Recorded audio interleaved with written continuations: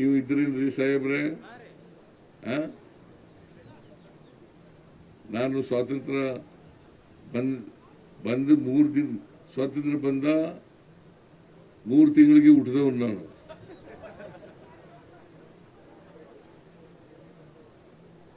ಸ್ವಾತಂತ್ರ್ಯಕ್ಕೋಸ್ಕರ ಹೋರಾಟ ಮಾಡಲಿಲ್ಲ ಅವರು. ನನಗೂ ಗೊತ್ತಿಲ್ಲ, ನಾವು ಓದ್ಕೊಂಡಿದ್ದೀನಿ ಅಷ್ಟೇ. ನೀವು ದಯಮಾಡಿ ಓದ್ಕೊಳ್ಳಿ. ಯಾವತ್ತೂ ಕೂಡ ಬಿಜೆಪಿಯವರು ಆಗ್ಲೇ 1925ನೇ ಇಸ್ವಿನಲ್ಲೇ RSS ಉದ್ಭವ ಆಗಿತ್ತು, ನಿರ್ಮಾಣ ಆಗಿತ್ತು. ಆದರೆ ಯಾವತ್ತೂ ಬಿಜೆಪಿಯವರು ಸ್ವಾತಂತ್ರ್ಯ ಹೋರಾಟದಲ್ಲಿ ಭಾಗವಹಿಸಿರಲಿಲ್ಲ. ಸ್ವಾತಂತ್ರ್ಯ ಹೋರಾಟದಲ್ಲಿ ಯಾಕೆ ಭಾಗವಹಿಸಲಿಲ್ಲ ಅಂತಂದ್ರೆ, ಅವರು ಬ್ರಿಟಿಷ್ನವ್ರ ಜೊತೆ ಸೇರ್ಕೊಂಡ್ಬಿಟ್ಟಿದ್ರು.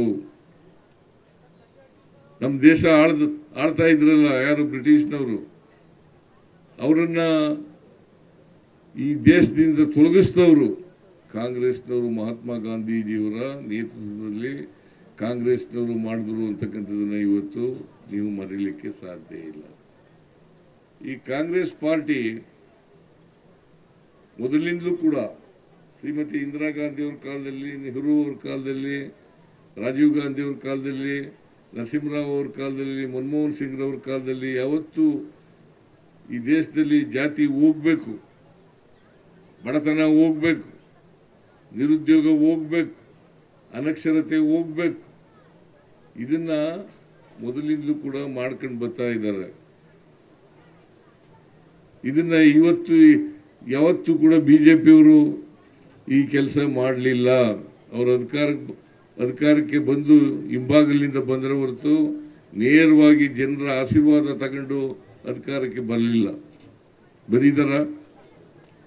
2008ರಲ್ಲಿ ಯಡಿಯೂರಪ್ಪನವರು ಮುಖ್ಯಮಂತ್ರಿ ಆದರು ಮೊದಲನೇ ಬಾರಿಗೆ. ಆಗ 110 ಸ್ಥಾನಗಳನ್ನು ಗೆದ್ದರು, 113 ಗೆಲ್ಲೇ ಇಲ್ಲ ಅವರು. ಆಮೇಲೆ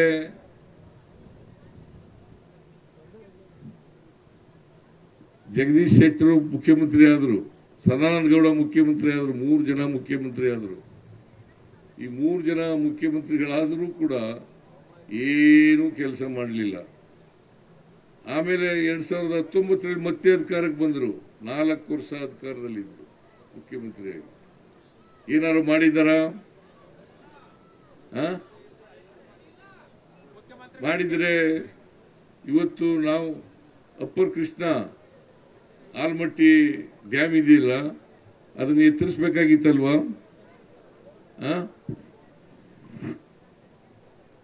ಅದನ್ನ ಎತ್ತರಿಸತಕ್ಕಂಥ ಕೆಲಸ ಮಾಡಲೇ ಇಲ್ಲ. ಯಾಕಂತಂದ್ರೆ 2010ರಲ್ಲಿನೇ ಜಡ್ಜ್ಮೆಂಟ್ ಬಂತು ಸುಪ್ರೀಂ ಕೋರ್ಟ್ನಿಂದ. 13 ವರ್ಷಗಳಾಯಿತು, ಇವತ್ತಿನವರೆಗೆ ಗೆಜೆಟ್ ನೋಟಿಫಿಕೇಶನ್ ಮಾಡಲಿಲ್ಲ. ಬಹಳ ಹೇಳ್ತಾ ಇದ್ರು ಡಬಲ್ ಇಂಜಿನ್ ಸರ್ಕಾರ, ಡಬಲ್ ಇಂಜಿನ್ ಸರ್ಕಾರ. ಕೇಂದ್ರದಲ್ಲಿ ಬಿಜೆಪಿ ಸರ್ಕಾರ, ರಾಜ್ಯದಲ್ಲೂ ಬಿಜೆಪಿ ಸರ್ಕಾರ. ನೀವು ಇದ್ರಲ್ಲ 2013ರಿಂದ 14ರವರೆಗೆ ಅಲ್ಲ 23ರವರೆಗೆ ಇದ್ರಲ್ಲ, ಕೇಂದ್ರದಲ್ಲೂ ನರೇಂದ್ರ ಮೋದಿ ಅವರು ಇದ್ರಲ್ಲ, ಯಾಕೆ ಮಾಡಲಿಲ್ಲ? ರೈತರಿಗೆ ಈ ಭಾಗದಲ್ಲಿ ಮುಳುಗಡೆ ಆಗ್ತದ?